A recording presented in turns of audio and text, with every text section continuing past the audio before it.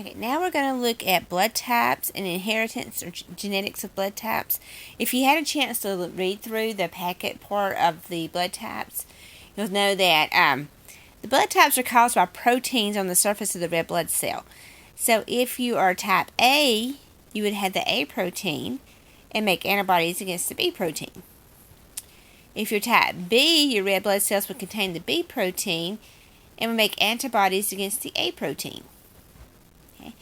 If you're type O, you do not have A or B. You have no A or B proteins on the surface of your red blood cells. You would make antibodies against both kinds. So A can take the O because it doesn't have the B protein that the A makes the antibodies against. So A can take A and O. B can take B and O. O can only take O because it's going to make antibodies against both A and B. Okay, and we mentioned codominance when we were looking at the hairs on our paper pets. Well, codominance means that both show up together. A and B are codominant. They are both dominant and they can show up together. That's how we get AB blood types. Okay. O is the recessive allele. So in blood types, O is recessive. A and B are both dominant. Okay, so let's try a few of these Punnett squares here. It says father is type O and mother is type O. Well, if they're type O, O again is the recessive. So the only way to be O is to have two of those O alleles. So both parents are O. And if both parents are O, then all of their offspring are going to be O because the only alleles that Mom and Dad can give are O alleles. Okay. So over here, they're going to be 100% phenotypic type O. There'll be 0A, 0B, and 0AB.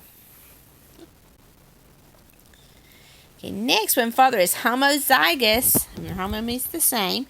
So homozygous for type A. So he's AA. Okay. Mother is type B homozygous. So she is BB. And then Dad can only give A's. Mom can only give B. So everybody ends up being 100% type AB. And now let's fill it in for you. Okay, heterozygous. Remember, hetero means different, but you can be type A and still be heterozygous because you can have that dominant A allele and that recessive O allele. Or type B heterozygous would be that dominant B allele and that recessive O allele. Okay, so if you have a mom who is AO or a dad who is AO and one parent's AO and other parent's BO, then you can end up with all kinds of blood types in that family.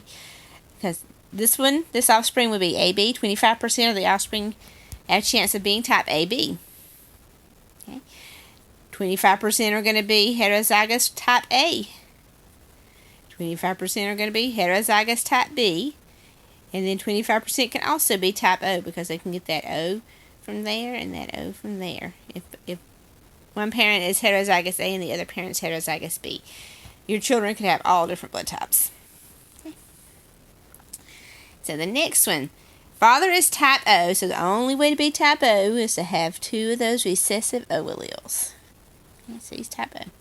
Mother is AB, so she's got the dominant A and the dominant B that both show up. Her red blood cells would have A proteins and B proteins. Okay. So we would end up with AO, AO, BO, and BO. Okay. So if you have mom who is AB and dad who's O or vice versa, then you're going to end up with type A babies and type B babies. Okay. No ABs and no O's. No one would have the same type as the parent. Okay. But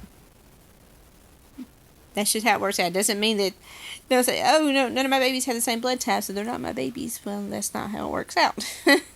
So there would be 0 O's.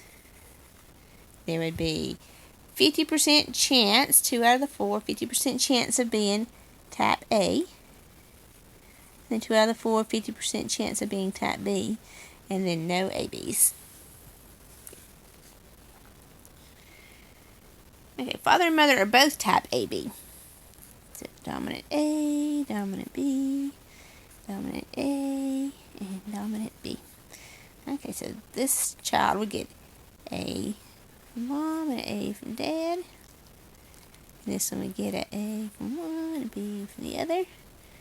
A and a B, and then a B and a B. So in this case, you can end up with homozygous type A offspring, homozygous type B offspring, and then 50% would also be AB. No typos in that case. So we have 0 O's. 1 out of the 4, or 25%, would be phenotypic type A. 1 out of 4, or 25%, would be phenotypic type B. And then 2 out of the 4, or 50%, would be type AB. And that's how that works.